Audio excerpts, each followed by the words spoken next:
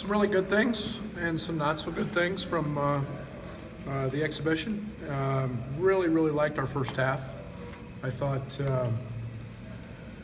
we were a group that was dialed in. I thought defensively we took them out of everything we wanted to take them out of. I thought offensively there were some good things and some things that were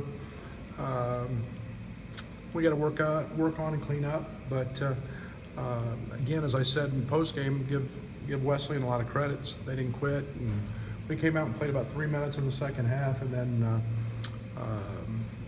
just kind of went through the motions, to be very honest. And we've talked a lot about that. We looked at a lot of different lineups and did some things after that. But overall, I thought there was a lot of growth. I thought that our guys were excited. I thought our guys were a little bit nervous, and we did a great job of not fouling. That'll be a big part of our game on Thursday, is keeping them off the line. And I thought we did it by being very aggressive. I love the 29 turnovers, and yet their three-point shooting in the second half was more them making shots, obviously, but us just ball pressure was poor. Philosophical breakdowns, letting them to the middle of the court. We got caught in some bad rotations, which were mistakes. So we've tried to clean that up this week, and now we get ready for the opener and get a Missouri Valley team that's we don't know a ton about. New coach, a lot of new faces. There are 3 or 4 players back, which we know a little bit about, but they've indicated they like to play really fast. I think they're playing a little bit of positionless basketball, meaning they're playing 2, 3, 4 guys at the point, of various sizes.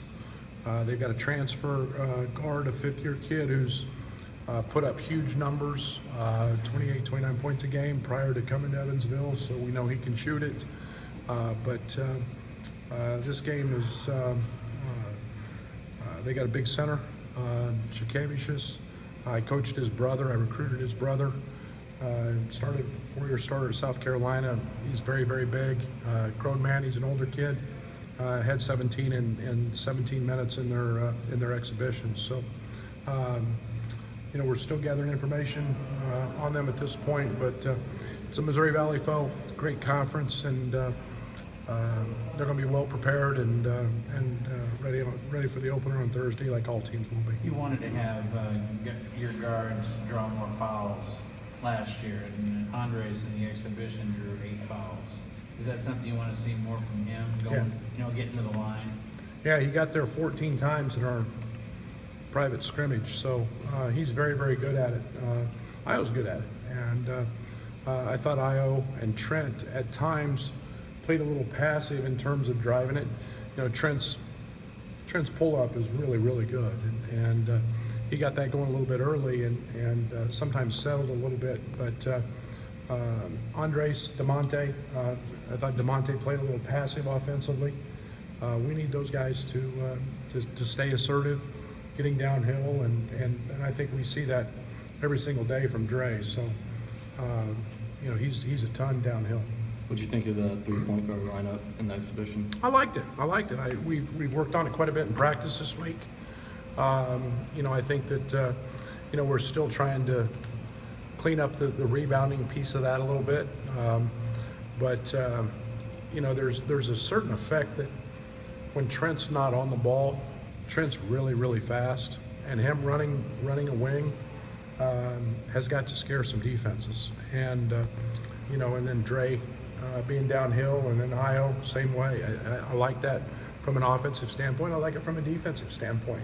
I thought Trent was by far and away our most consistent and best defender in the Wesleyan scrimmage, and his assignments and his grade out system was extremely high. So it's fun to see his growth there.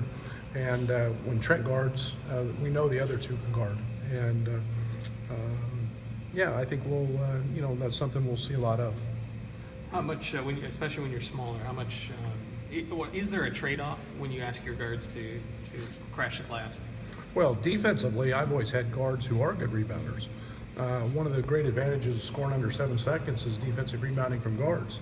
We don't have to outlet it. We can run. We can push it, and you get an advantage in a broken floor when you can do that. But Io let our team in practice yesterday in rebounding, so he's gotten the message, and we need that to continue. And we've got to get Trent doing that, especially on the defensive side. But there's advantage in numbers when you can defensive rebound from your guard spots. What did you like most about what Andres did for you? Well, I think Andres is turning into the quarterback. I think we can look at his points and we can look at how efficient he is, and he's been that almost every single day in practice. I think the one thing I'm excited about is he's starting to take charge. He's asking the right questions. He's asking where everybody should be, and that's a real positive trait, because that's something that'll just benefit our team. What is this time of year like for you as a coach and for a team when everybody's 0-0 and gets the opportunity to start anew? Yeah, it's exciting. I think that we talk about growth a lot in our program, and I've said it many times. I think this team will continue to grow. We'll be a team that's better in December than November, and yet we've got to have a starting point. We've got to find out, and we're going to do that against some of the best teams in the country. So, it's not that it's a gradual learning curve. This is a pretty steep learning curve with this schedule, but this group's up for the challenge, and I think we're excited about that, and we're excited for the opportunity to go play, and that's why they all do this. That's why they spend so much time working in the weight room, and so much time in individual workouts, is to get the opportunity to go play and compete, and I'm excited from a competitive standpoint. This group, I've said it, enjoys competing and has fun that way. So it all starts on Thursday. How close is Adonis to being ready to play?